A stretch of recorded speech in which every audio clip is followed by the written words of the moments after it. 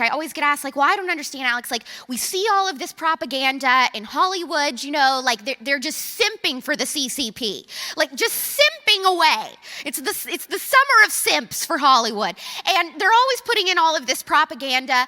And everyone's like, well, I don't understand how we can combat that.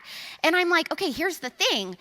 You have to understand that we are playing by their rules. Doesn't it feel sometimes like there's a total double standard? Like the rules that are for us as conservatives is completely different for our leftist friends.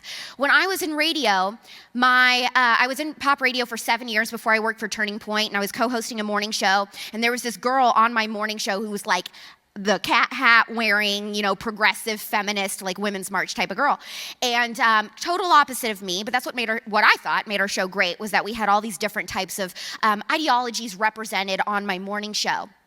And I was being told behind the scenes whenever I would share my views that our station doesn't get political, we're not supposed to talk religion, we're not supposed to talk politics.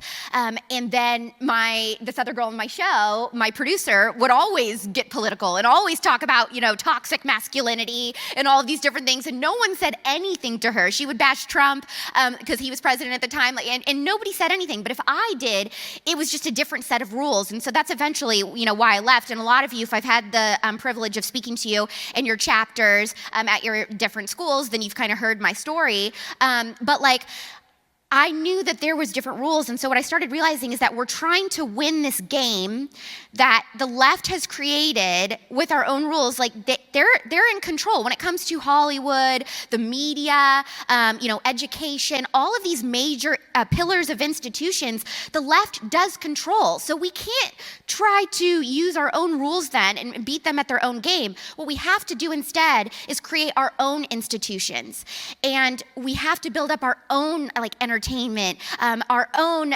education, everything that they do. We just have to do it and do it better. And that's how we're going to win this culture war.